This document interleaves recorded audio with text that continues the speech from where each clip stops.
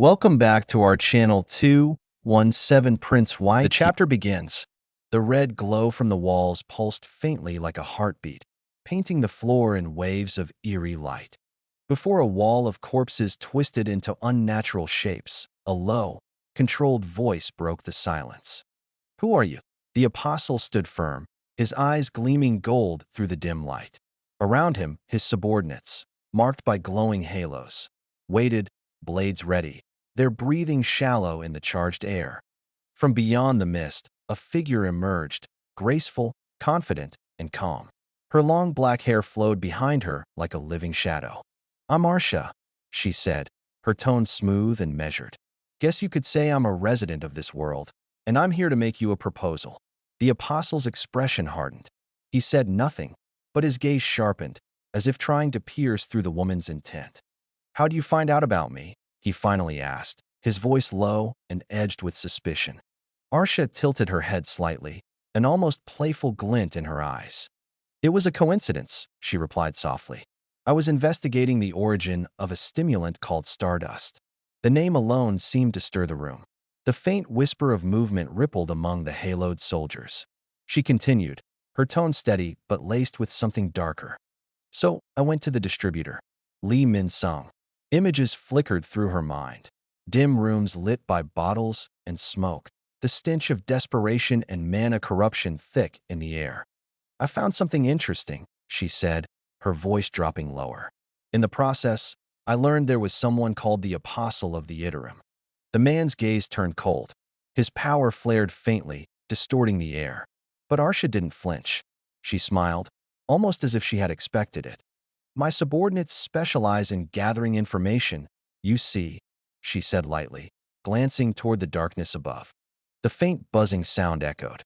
From the shadows, winged insects began to descend, hundreds of them, their carapaces glinting red and black under the flickering light. The man's eyes narrowed, tracking their movement. A moment later, a single golden streak sliced through the air. But before the air could settle, the haloed soldiers surrounding him moved. Their blades ignited with radiant energy as they rushed forward. The sound of steel met flesh, the light of mana bursting like sparks in a storm.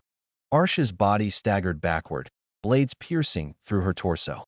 Blood spilled across her white dress, staining it a deep crimson.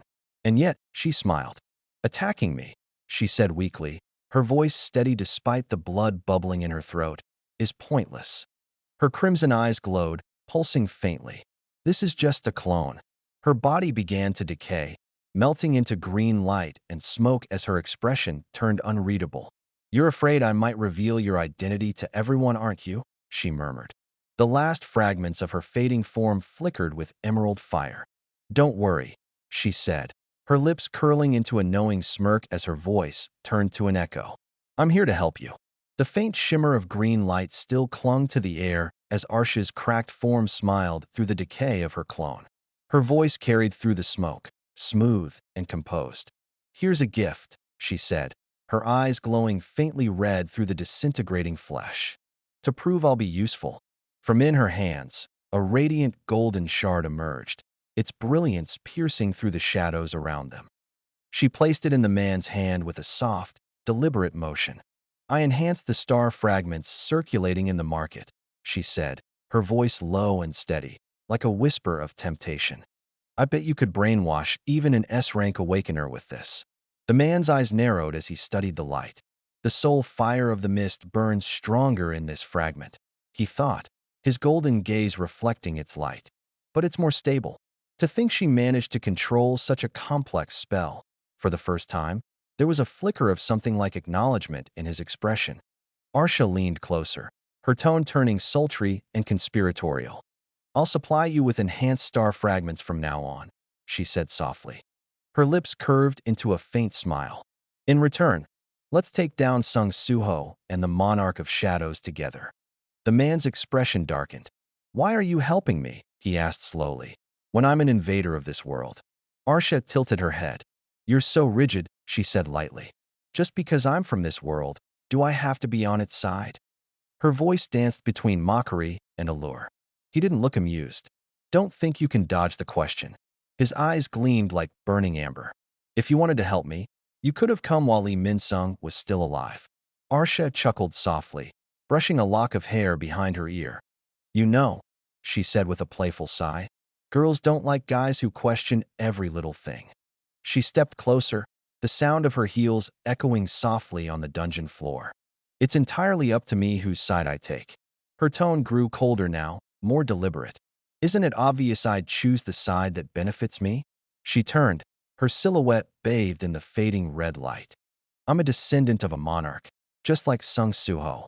But I've come to the conclusion, she said, her voice dipping into a low whisper, that I can't exist alongside him, the descendant of the monarch of shadows. The apostle's gaze sharpened, studying her closely. Does that mean you have strange powers like him too? Arsha paused, her hair flowing in the storm of her own rising mana.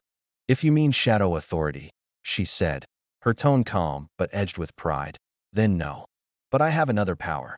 Her eyes burned red, the corners of her lips curling into a slow, predatory smile.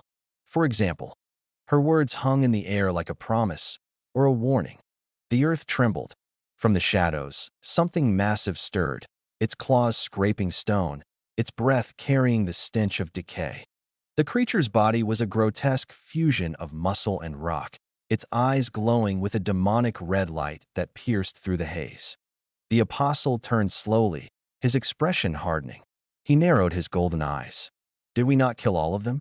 As if in answer, the creature lunged, a blur of muscle and teeth and toxic green aura. The air screamed as it moved, trails of corrosive energy spiraling around its form. From within its gaping maw, a new sound rose, something alive yet unnatural, like flesh being reborn.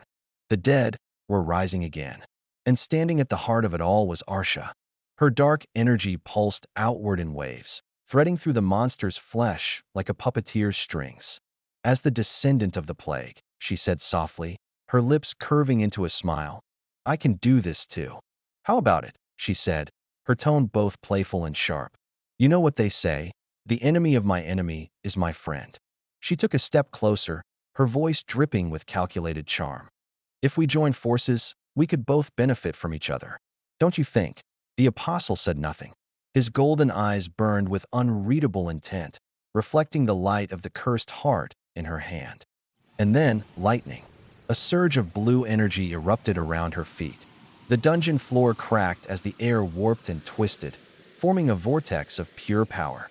Electric tendrils coiled upward, surrounding her like a storm given form. With one sharp motion, she stepped into the maelstrom. A deep hum filled the space, and then, with a flash of light, she was gone.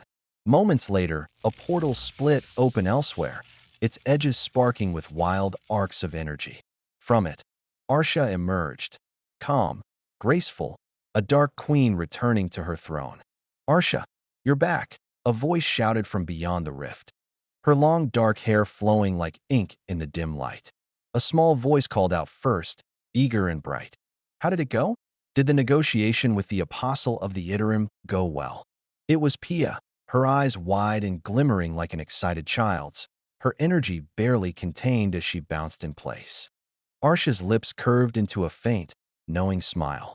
Yes, she said smoothly, her tone calm and confident. He said he'd help. Pia's face lit up with joy, her small fists pumping the air in triumph. I knew it. Arsha, you're amazing. Thanks, Pia. Arsha replied softly, her gaze briefly distant. She turned slightly, looking toward the faint image still lingering in her mind. Park Du-jin, the apostle of the Iterum. His face was cold and unreadable, but his power unmistakable. Park Du-jin, she murmured under her breath, her expression unreadable. The apostle of the Iterum. Her voice carried a strange calm, as though speaking a thought to herself rather than to anyone else.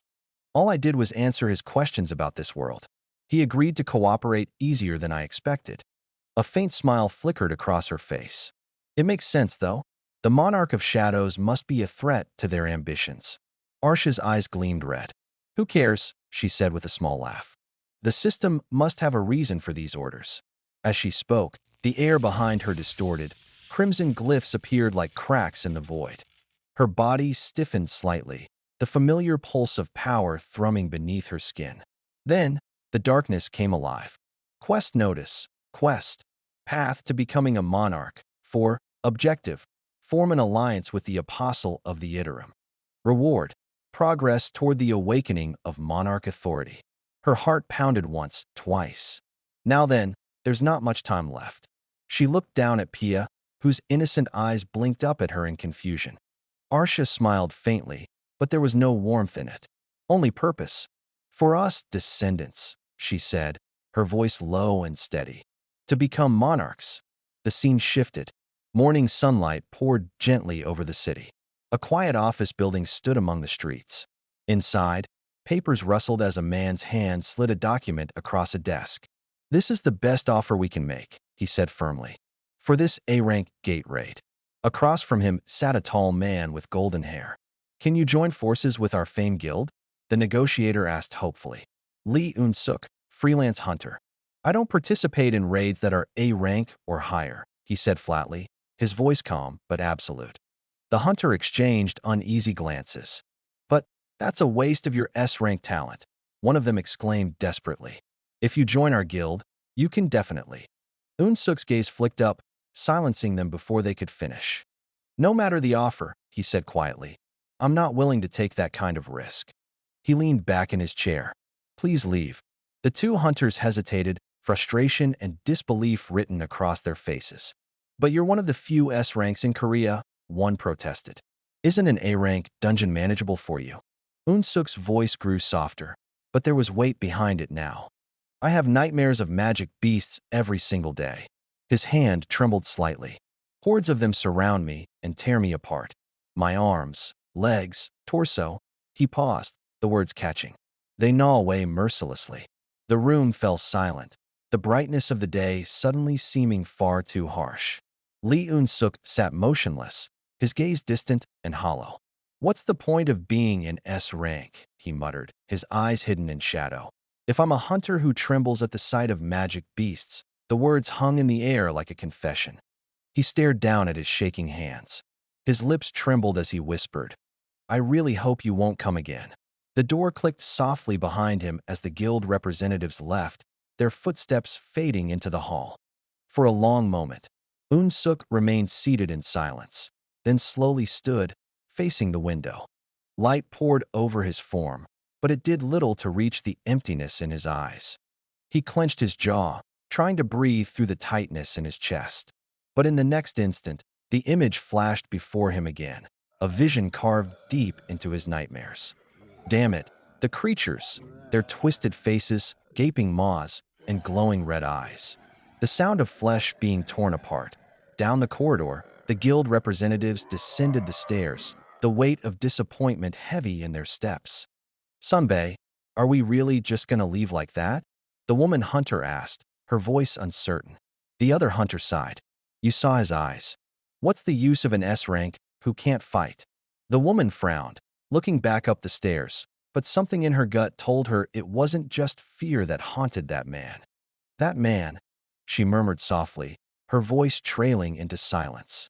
Back in the room, Un-suk turned at the faint creak of the door opening. A tall figure stepped inside, shadows cutting sharp lines across his cold expression. You're... Un-suk began, recognizing him almost immediately. The S rank from the Reaper Guild. I heard the Reaper Guild had a reputation for being rude, Un-suk said bitterly, masking his unease with sarcasm. How can you just show up unannounced? Park Du-jin didn't flinch. I came because I heard there was an S-rank hunter who trembles before magic beasts. Un-suk's expression darkened as the tension in the room thickened. Are you here to pick a fight? The apostle's eyes narrowed slightly. I don't need your help, Un-suk said flatly, his voice rising with the tremor of pride and frustration. So get out of here. The tension snapped like a live wire. Lightning flared to life around Lee Un-suk. Raw, blinding energy that cracked through the air and scorched the ground beneath his feet. His eyes gleamed with restrained fury as the surge of blue light flooded the room, distorting the very air. Stop, he warned, his voice low but echoing like thunder. Unless you want to be fried by my lightning, he said, his hand raised, veins glowing faintly blue. I suggest you keep your distance. Park Du-jin didn't flinch. Instead, he took a single step forward, his golden eyes glinting in the stormlight. And in an instant, the world ignited in gold. The floor cracked under their feet as the light swallowed them both. "Don't worry, Hunter Lee Un-suk," came Dujin's calm, cold voice through the blaze. Un-suk coughed, staggering, the storm around him faltering. "From now on," he said as golden flames danced between his fingers, "your opponents won't be magic beasts." The glowing shard in his hand pulsed once, the same eerie hue as the star fragment Arsha had crafted. Its power hummed like a heartbeat, thrumming with dark promise. Unsuk fell panting, his breath ragged. Dujin stood above him in silence, his gaze cold, a predator observing his prey. His golden eyes gleamed faintly as he turned away, the last traces of energy dissipating into faint sparks. Darkness. Sung Suho, the descendant of the monarch of shadows. Images flashed before him. Suho's shadowed figure facing Arsha's infected magic, two bloodlines colliding in a clash of light and rot. "These new variables," he murmured, "are changing the flow of the entire situation." They were so focused on foreign threats, the apostle said quietly, his golden eyes narrowing. They failed to see the cracks forming inside. Then his expression hardened. "I'll make sure," he whispered. A faint smile curved his lips, cold and deliberate, to make good use of those cracks. The faint hum of his power filled the silence, the sound of something ancient and inevitable awakening from within. High above, the control tower stood tall and serene, its mirrored windows glinting against the clouds. Inside, the low hum of machines filled the air, the rhythmic tapping of keyboards, the calm voices of air traffic controllers exchanging coordinates and confirmations. Everything was ordinary, until static crackled through the headsets. "This is KAL 472. Control tower, please respond." He pressed his earpiece tighter. "Yes, go ahead." The pilot exhaled slowly. "Currently at flight level 350, he said, his tone uncertain. "Coordinates north XX, east XX, over the skies near South Korea. I have a question," his voice echoes. "At this altitude, is it possible for snow to fall?" The question caught the controller off guard. "Of course not," he said, puzzled. "It doesn't snow above the clouds." The pilot's grip on the control yoke tightened. His voice dropped to a low whisper. "Right? That's what common sense says." He glanced out the cockpit window again and froze. "Then how?" the pilot murmured, his eyes widening in disbelief. "Should I explain this?" Through the howling winds, the impossible gate opened before him, a massive spiral of glowing mana, swirling deep into the heart of the heavens. "That's," he whispered, his words caught halfway between disbelief and dread. "A gate." Clouds churned violently, spiraling in unnatural formation. A vast vortex of blue energy tore open the sky, twisting the air into chaos. It wasn't a storm. It was a gate. A gate. The operator shot up from his seat as alarm lights flared red across the room. Everyone turned toward the monitors in alarm. A cold wind seemed to crawl through the room, as if the world outside had suddenly turned hostile. "A violent snowstorm is forming around the gate," the pilot shouted. His panicked voice broke through the comms. "At this rate, we might crash. Initiating emergency land." Then the line went dead. The room froze in a silence thick with fear. Only the faint hiss of static filled their headsets. The man slowly lowered his hand, turning toward his stunned colleagues. "Captain," he called out softly into the dead line. No answer. Elsewhere, a monstrous figure tore through the freezing storm, eyes glowing blood red, fangs glistening beneath streaks of black lightning. Its roar thundered through the heavens as another followed behind it, and another. But before the monster could attack, violet light erupted from below. The sky cracked with sound as the beast was torn apart, bound by the same power that once ruled the shadows.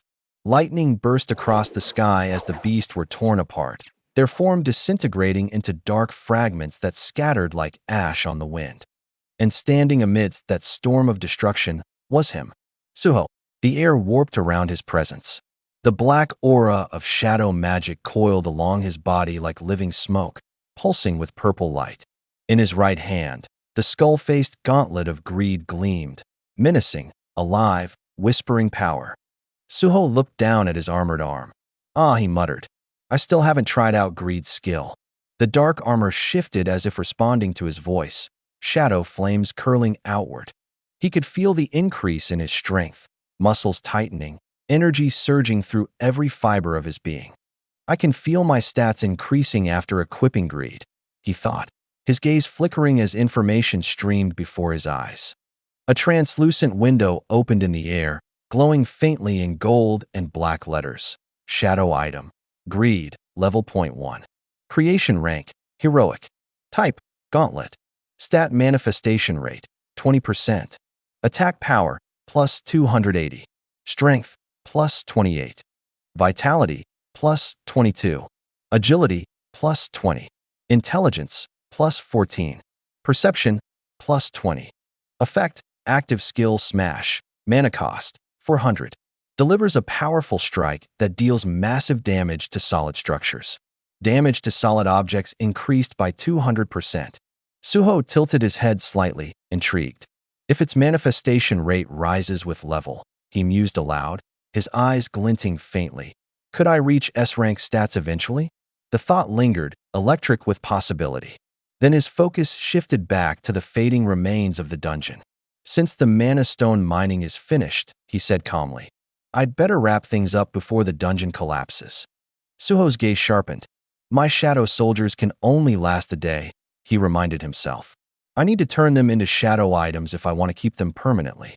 He opened his inventory. A vast darkness appeared behind him, swirling with hundreds of shimmering icons.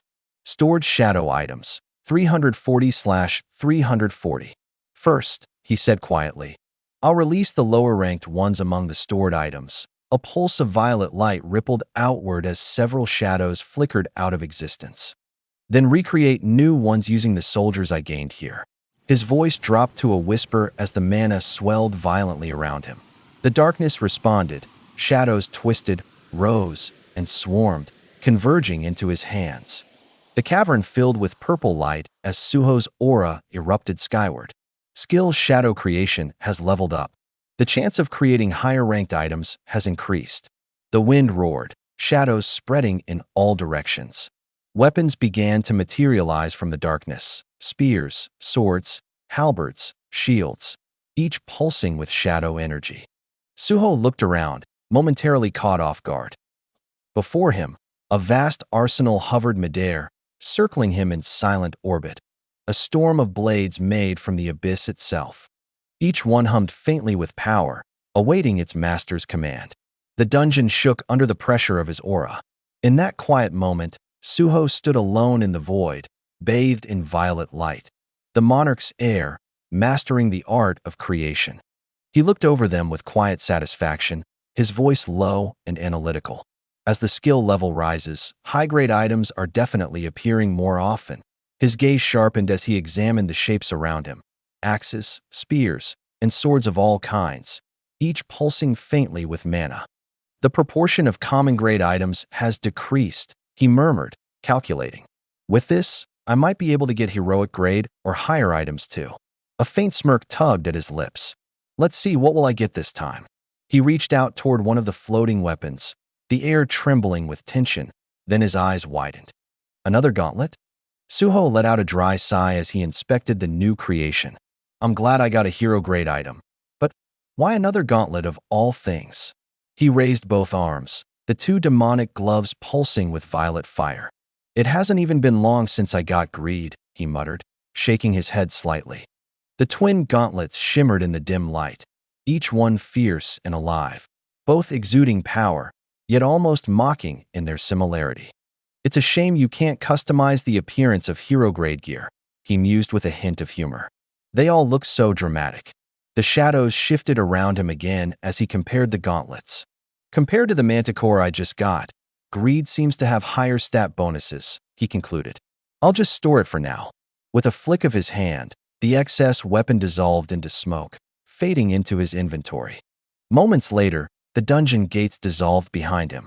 Suho stepped back into the open world, the wind brushing across his face. The hum of vehicles and the low murmur of guild staff filled the air. Thanks to the Hunter Association convincing the other guilds, he thought. I can keep clearing field-type dungeons. His eyes narrowed slightly. Still, I haven't been able to find the Stardust Factory in any field dungeons. Did they anticipate my movements and relocate ahead of time? His thoughts were interrupted by a voice calling out, breaking through the haze. Great work, Hunter Sung Suho. A man in a yellow helmet hurried toward him, holding a tablet. This time's field-type dungeon is. But before he could finish, a sharp notification tone cut through the air. Suho's phone vibrated in his hand. He glanced down at the glowing red message. Summons. Hunters who receive this message, please report to the Hunter Association immediately. Hunter Association, he muttered, brow furrowing. Did something happen? Moments later, the scene shifted. The sunlight glinted off the polished marble of the Hunter Association's headquarters. A heavy silence hung in the air, the calm before a storm. Inside, an emergency meeting was already underway. Every guild leader representing South Korea had gathered around a single long table, faces grim, tension simmering in the air. Park Jong-soo, guild master of the Night Order, sat among them, glancing around nervously. All the guild leaders representing South Korea are gathering, he thought uneasily. I'm the only A rank here. He swallowed hard, forcing a strained smile. No, maybe I got called because I'm an A rank, he reasoned to himself. One voice broke through, calm yet commanding. I'm sure you all know why this emergency meeting was called, right? Baek Yoon-ho, guild master of the White Tiger Guild, leaned forward, his amber eyes narrowing. His presence carried the weight of a man used to combat, to blood and power. Across from him, Choi Jong-in of the Hunters Guild adjusted his glasses, his tone analytical, controlled. It's probably because of the gate that appeared over South Korea's airspace. A faint murmur ran through the room. Heads nodded in agreement. None of them needed further explanation. Lim Tae-gyu, the calm yet sharp-eyed master of the Reaper Guild, spoke next. So this meeting is to determine the gate's ownership? The words hung in the air like a challenge. Then, a booming laugh broke the silence. We of the Myeongseong Guild will be taking this gate. Ma Dongwook's voice rumbled through the chamber, his massive frame shaking with laughter. The man was a walking wall of muscle and confidence, his bravado impossible to ignore. But then his grin shifted toward Lim Tae-gyu. Come to think of it, I heard Master Lim has some good news. He teased, his tone playful but edged. You recruited the S-rank hunter Lee Eun-suk, didn't you? How'd you convince that stubborn man when our guild couldn't, no matter how hard we tried? All eyes turned to Lim Tae-gyu, unfazed. He exhaled slowly, leaning back in his chair. It wasn't me, he said evenly. It was Hunter Park Do-jin who achieved that. I just happened to have capable guild members. The statement was modest, but his faint smirk said otherwise. And then, the doors opened. Sorry for being late.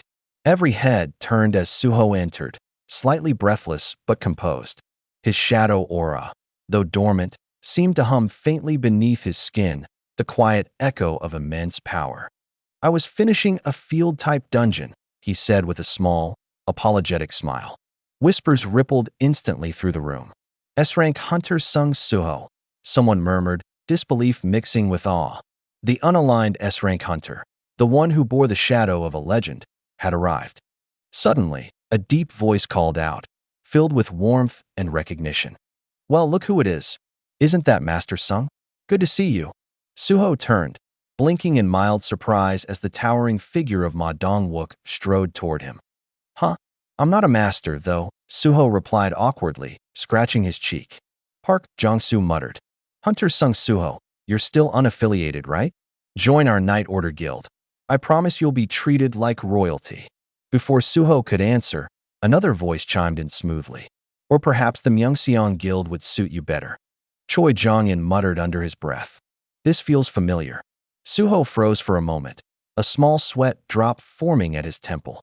He laughed lightly, raising his hands in mock surrender. I appreciate the offers, but I'll have to decline. I have no plans to join any guild. As Suho moved to his seat, he waved casually. Hello, Choi Jong-in murmured. Once again, he had turned them all down without hesitation. He looked around the table and noticed something he hadn't before. Now that I think about it, I'm the only one here without a guild.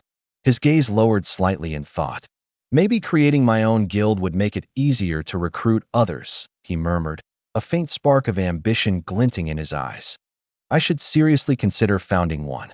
But before that thought could settle, the door to the conference room opened with a quiet click. Two figures stepped in, chairman of the Hunter Association's Wu Jinxiol and a woman with sharp, professional eyes. The atmosphere shifted. Master Wu. Late again, Dong Wook called out with a grin. And your expression doesn't look too good either. Got a stomachache or something? Wu Jinxiol's tone was calm, though his eyes betrayed the tension he carried. My apologies, he said evenly, placing a data file on the table. It took some time to organize the information. Thank you all for responding to the association's summons, he said. He stood, facing the gathered elites. As I'm sure you're all aware, a gate appeared above Korean airspace yesterday, he began. It was first discovered by the pilot of a passenger aircraft in flight, Wu continued grimly. But the plane was caught in the surrounding mana and crashed, causing many casualties. A grim silence fell over the room. The Hunter Association quickly dispatched A-rank hunters to measure the gate's mana output. However, he paused, letting the gravity of his next words sink in. The mana emanating from the gate far surpassed that of an A-rank gate. The hunters exchanged uneasy glances. For the first time in a long while, fear flickered across the faces of South Korea's strongest. Wu Jinxiol's voice cut through the silence like a blade. Thus, we've classified the gate that appeared in the skies as S-rank. The words sent a visible shockwave through the room. Ma Dongwook's eyes widened, his confident grin collapsing into disbelief. Even Suho froze for a moment, his expression darkening as the realization sank in. S-rank, he muttered quietly. Isn't this the first S-rank gate since the Great Cataclysm? The room was utterly still, the kind of silence born not from calm, but from dread. Choi Jong-in's voice trembled as he buried his face in his hands. The thing we feared most has finally happened. Suho glanced at him, sensing the weight of the man's fear. Even the mighty hunters, veterans of countless battles, now looked shaken, their composure fractured. Even hunters who remember the past looked terrified, Suho thought, his heart tightening. Are S-rank gates really that dangerous? Then, as if to break the tension, he tried to smile faintly. But if we all prepare together, he said, surely we can handle it, right? From the shadows at his side, a small figure emerged, Baru, his ever-loyal companion, glowing faintly with dark light. That will be difficult, my lord. The ant-like shadow intoned gravely. Suho blinked. Huh. Baru's tone was unwavering, heavy with a knowledge born of experience. Even if all this strength were gathered, it would amount to nothing more than food for ants. Baru. Suho gasped, instinctively stepping back. The room went cold. Ma Dongwook's body stiffened.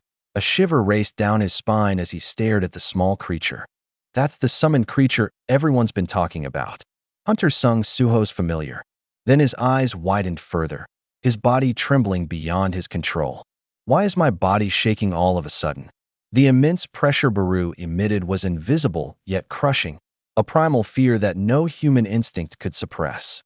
Baru, what do you know to be making the atmosphere this tense? Suho muttered. You want to get back in your shadow, or what? But Baru's voice echoed with chilling certainty. This Baru knows better than anyone.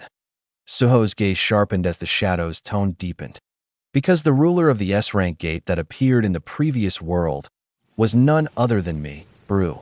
A dark, fiery vision flashed behind Baru, monstrous red eyes glaring from the void, countless and full of malice. The silhouette of a colossal armored being emerged from the darkness, wreathed in crimson flames, a king among nightmares. The room froze in horror as the revelation hung in the air, the memory of an ancient, world-devouring catastrophe reborn before their eyes. Chapter end here. For more, like, share, and subscribe.